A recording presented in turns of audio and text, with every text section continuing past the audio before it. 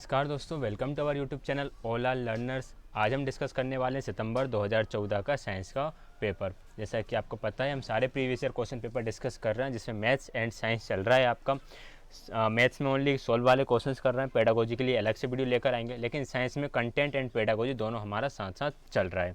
PDF के लिए आप टेलीग्राम चैनल ज्वाइन कर सकते हैं। टेलीग्राम चैनल का लिंक आपको डिस्क्रिप्शन बॉक्स में मिल जाएगा। फर्स्ट क्वेश्चन से स्टार्ट करते हैं, क्वेश्चन नंबर 61 से।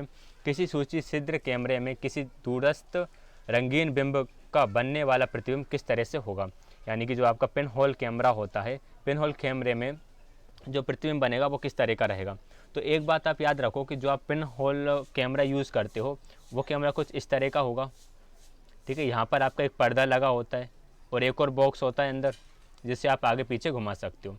तो इस पर इमेज बनेगा, यानी कि आप इमेज को स्क्रीन पर ले रहे हो, तो स्क्रीन पर जब भी इमेज लोगे तो वो हमेशा वास्तविक रहेगा, यानी कि रियल रहेगा, और रियल हमेशा उल्टा होता है। तो फर्स्ट ऑप्शन आपका रॉन्ग हो गया। यहाँ पर वास्तविक एंड सीधा है तो ये भी रॉन्ग हो गया। वास्तविक एंड उल्टा। अब यहाँ पर देखो, श्याम एवं श्वेत और छोटा है, वास्तविक उल्टा रंगीन और छोटा। तो पिन होल कैमरे में जिस तरह का ऑब्जेक्ट रहेगा उसी तरह का आपको दिखेगा, कि यदि वह रंगीन है तो रंगीन दिखेगा एंड ब्लैक एंड वाइट है तो ब्लैक एंड वाइट दिखेगा। तो राइट आंसर ऑप्शन नंबर 4 रहेगा कि वो प्रतिबिंब वास्तविक बनने वाला है, उल्टा बनने वाला है, रंगीन और छोटा बनने वाला है। आगे बढ़ते हैं। नेक्स्ट 2 है, निम्नलिखित तालिका का अध्ययन कीजिए। समूह 1 में पुंकेसर के भाग और बी में लिखे हुए स्त्रीकेसर के भाग, यानी कि part of स्टेमन and part of pistol. तो कौन कौन से पार्ट यहाँ पर सही है। पुंकेसर में परागकोश एंड तंतु होता है, बिल्कुल होता है। स्त्रीकेसर में अंडा से वर्तिकाग्र और वर्तिका होता है, बिल्कुल सही बात है। पुंकेसर में परागकोश पंखुड़ी, इसमें परागकोश आपका होगा नहीं। ठीक, वर्तिकाग्र और तंतु, इसमें वर्तिकाग्र नहीं होता, इसमें वर्तिका नहीं होता। तो राइट आंसर ऑप्शन नंबर 1 रहेगा, यानी कि ए में सही है, पुंकेसर के भाग और स्त्रीकेसर के भाग। क्वेश्चन नंबर 63 है कि यदि आप किसी घास के पौधे को सावधानीपूर्वक उखाड़ कर उसकी जड़ों और पत्तियों का परीक्षण करें तो आप यह पाएंगे। मूसला जड़ें समांतर सिरा विन्यास, मूसला जड़ें जालिका रूपी सिरा विन्यास, रेशेदार जड़ें और जालिका रूपी सिरा विन्यास, या फिर रेशेदार जड़ें और समांतर सिरा विन्यास। तो ऑप्शन नंबर 4 आपका राइट आंसर रहता है, रेशेदार जड़ें और समांतर सिरा विन्यास।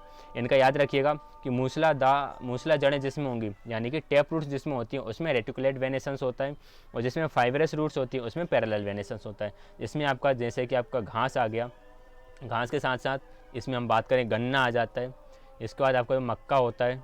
इस टाइप के आपके सारे प्लांट्स आ जाएंगे। आगे चलते हैं क्वेश्चन नंबर 64 की तरफ।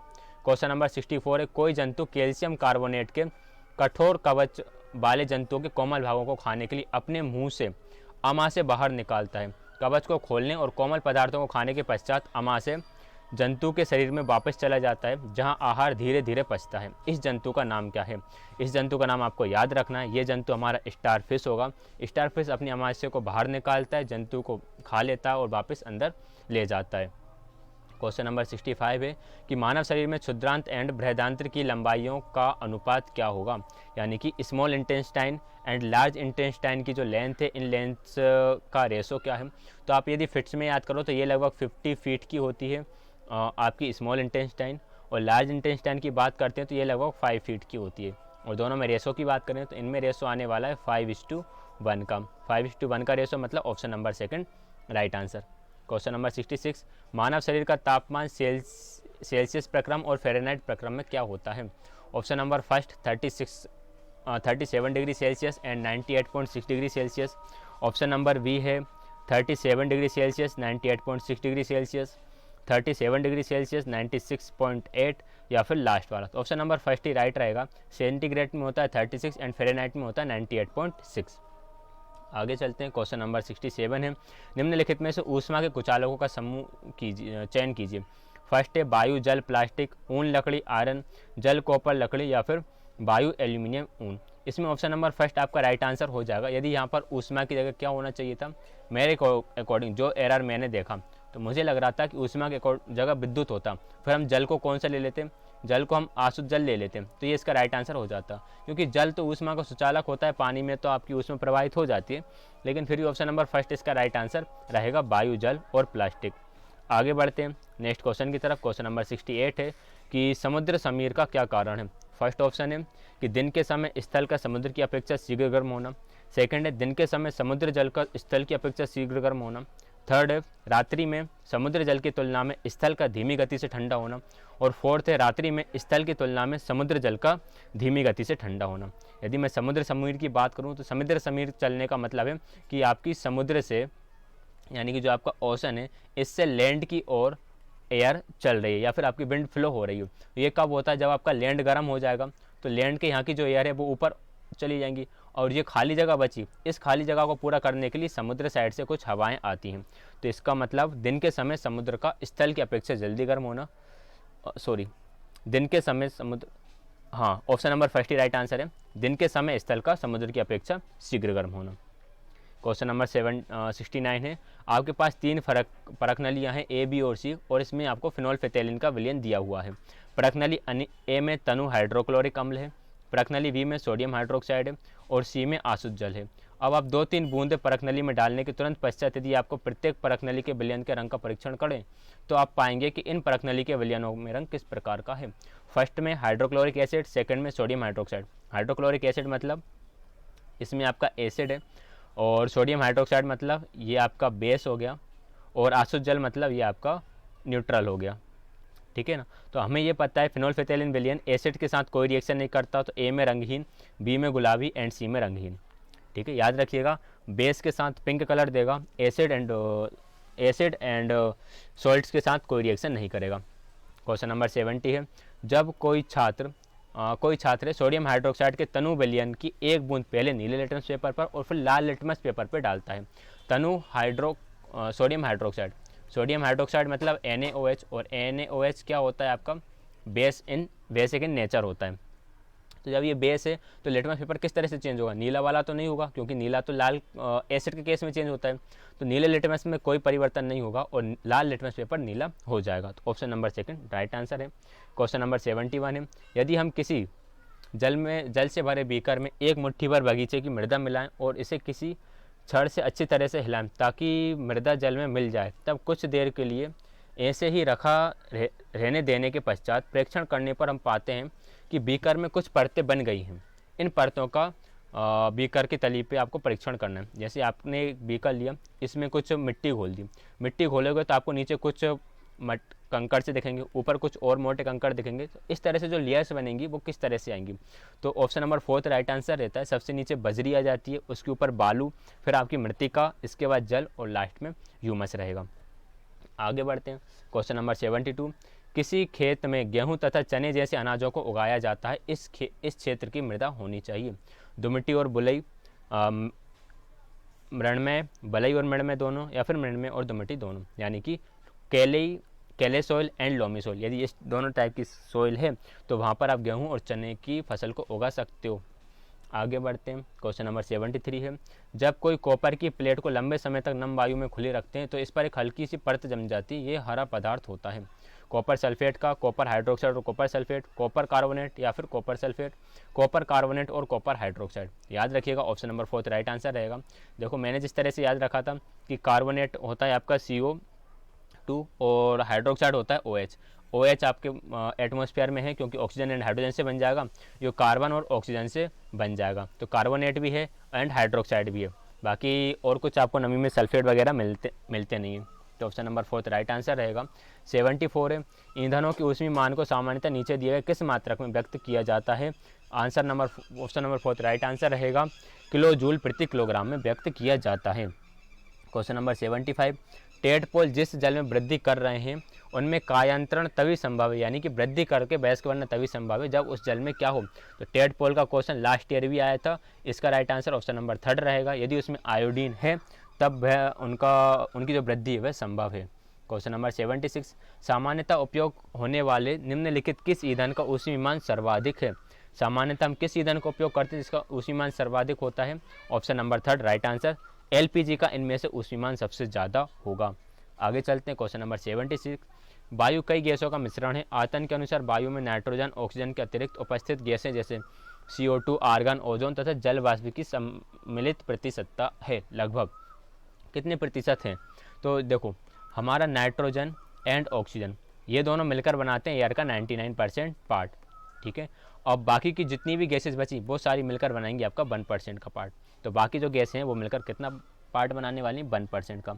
क्वेश्चन नंबर 78, निम्नलिखित में से कौन सी अंतःस्रावी ग्रंथि शर्करा को नियंत्रण करने वाले हार्मोन को स्रावित करती है, यानी कि कौन सा आपका शुगर कंट्रोल को कंट्रोल करेगी।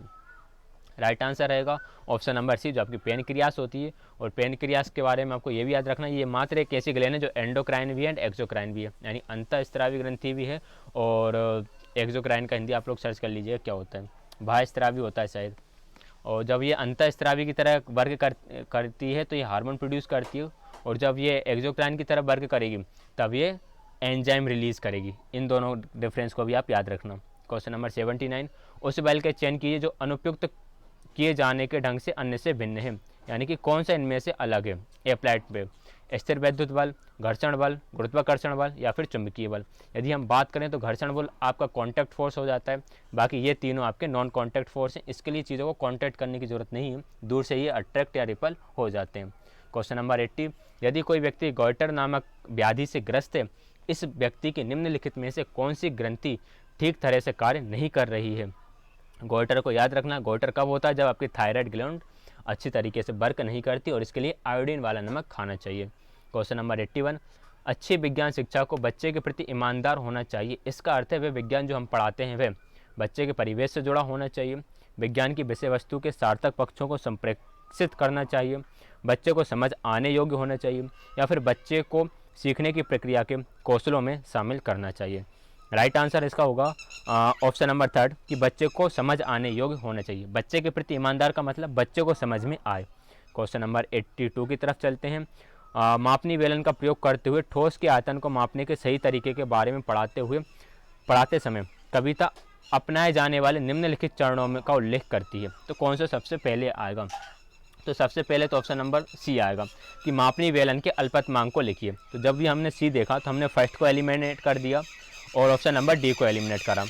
इसके बाद बेलन में पर्याप्त मात्रा में पानी डालिए और पाठ्यांक लिखिए। ठीक है बात, फिर आपका घ वाला पॉइंट आ जाएगा, ये आपका फर्स्ट पर आ गया, ये सेकंड पर आ गया। फिर इसके अंदर आप एक ठोस को लटकाओगे और उसके बाद पानी के स्तर के पाठ्यांक को लिखोगे। तो राइट आंसर ऑप्शन नंबर 3 रहने वाला है, सी डी बी ए। आगे चलते हैं। क्वेश्चन नंबर 83, वंदना की रुचि कक्षा 8 के शिक्षार्थियों द्वारा विज्ञान के प्रक्रमण कौशलों के अर्जन पर अधिक ध्यान केंद्रित करने में है। सूक्ष्म जीव पर आधारित प्रक्रमण को पढ़ाने के लिए उसे निम्न में से कौन से पद्धति योजना को प्राथमिकता देनी चाहिए। देखो, सूक्ष्म जीव को पढ़ा रही है, अब उस किसको याद करेगी। दत्त कार्यक्रम प्रश्न पद्धति, परियोजना कम प्रयोगशाला, गृह कार्यक्रम विज्ञान प्रश्नोत्तरी, गृह कार्यक्रम प्रश्न पद्धति। तो हमेशा साइंस में जब भी आपको परियोजना दिख जाए तो आपको परियोजना ही टिक करना है। और यहाँ पर ये कम मतलब वो वाला कम नहीं होता, ये कंबाइन वाला है कि आप दोनों को कंबाइन करके पढ़ाओगे, परियोजना और प्रयोगशाला को। क्वेश्चन नंबर 84 है, निम्नलिखित में से कौन सी उच्च प्राथमिक स्तर पर विज्ञान की सीखने सिखाने की मुख्य अपेक्षा है। प्रश्न और जांच पड़ताल कौशलों का अर्जन, साहित्यिक साक्षरता का निर्माण करना, विज्ञान और कला के अंतर संबंधों को समझना, या फिर प्रतियोगिता परक परीक्षाओं के लिए शैक्षणिक श्रेष्ठता अर्जित करना। ऑप्शन नंबर फर्स्ट बिल्कुल राइट आंसर हो जाएगा, प्रश्न और जांच पड़ताल कौशलों का अर्जन करना, to acquire questioning and inquiring skill. आगे बढ़ते हैं क्वेश्चन नंबर 85 की तरफ। राष्ट्रीय पाठ्यचर्या की रूपरेखा 2005 की यह अनुशंसा है कि उच्च प्राथमिक स्तर पर विज्ञान शिक्षा को बल देना चाहिए। उच्च प्राथमिक स्तर पर विज्ञान शिक्षा को किस पर बल देना चाहिए। कक्षीय विद्यालय को बाहर की दुनिया के साथ जोड़ने में, शिक्षार्थियों की मदद करने, या फिर विज्ञान सीखने में, अंतर्राष्ट्रीय मानकों को प्राप्त करने में शिक्षार्थियों की मदद करने, शिक्षार्थियों में सामाजिक विषमता को न्यूनतम करने, शांतिपूर्ण समाज की स्थापना के लिए मानवीय मूल्यों और ज्ञानाधार को बढ़ावा देने। तो राइट आंसर इसका ऑप्शन नंबर फर्स्ट ही रहने वाला है कि कक्षीय अधिगम को विद्यालय के बाहरी दुनिया के साथ जोड़ने में आप शिक्षार्थी की मदद कर सको। क्वेश्चन नंबर 86, उच्च प्राथमिक स्तर पर विज्ञान पाठ्यचर्या की संज्ञानात्मक वैधता का अर्थ। संज्ञानात्मक वैधता का अर्थ विज्ञान को किसके अनुरूप हो, बच्चों के आयु के अनुरूप होना चाहिए। यहाँ पर आप जीन पियाजे से रिलेट कर सकते हो। आगे चलें क्वेश्चन नंबर 87 की तरफ। कक्षा 6 में पदार्थों का पृथक्करण विषय सबसे अधिक प्रभावी ढंग से किस प्रकार पढ़ाया जा सकता है।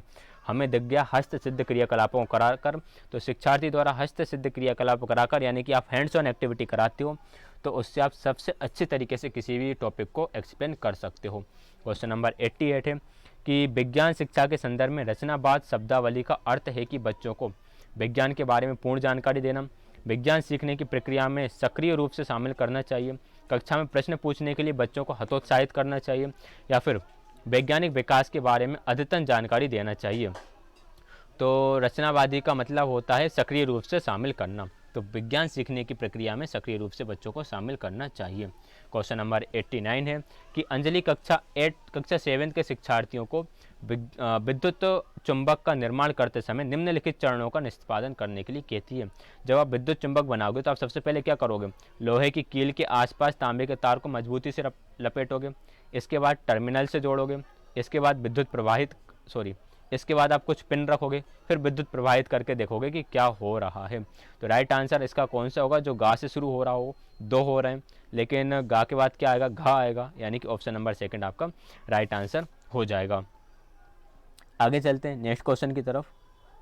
क्वेश्चन नंबर 90 है कि कक्षा 7 के शिक्षार्थियों का गति और समय प्रकरण पढ़ाते समय सविता शिक्षार्थियों को विभिन्न प्रकार की गति का उदाहरण देती है, उसके द्वारा दिया गया निम्न में से कौन सा उदाहरण गलत है। देखिए, जब वो गति के बारे में पढ़ाएगी तो गतिमान कार में बैठे व्यक्ति की कार के अनुसार गति बिल्कुल सही है, मैरी गो राउंड वाला भी सही है, और बल्लेबाज द्वारा मारी गई क्रिकेट बॉल की गति भी सही है। सिर्फ ये वाला ऑप्शन इनकरेक्ट है, इसलिए यही हमारा राइट आंसर हो जाएगा। ये कब देगी, ये वो जब देगी जब वो विद्युत चुंबक के इफेक्ट वगैरह पढ़ाएगी उस टाइम पर।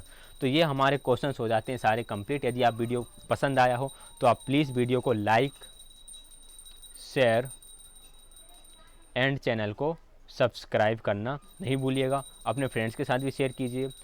PDF के लिए आप हमारे टेलीग्राम चैनल को ज्वाइन कर सकते हैं। टेलीग्राम चैनल को ज्वाइन करने के लिए आप सीधा सर्च कर लीजिएगा ऑल आर लर्नर, या फिर आप डिस्क्रिप्शन बॉक्स में लिंक मिल जाएगा, उस लिंक के थ्रू भी ज्वाइन कर सकते हैं। वीडियो आपको किस तरह से लगा, क्या इंप्रूवमेंट की ज़रूरत है, ये आप कमेंट सेक्शन में बता सकते हैं। और हमारे साथ जुड़ने के लिए आप सभी का बहुत बहुत धन्यवाद।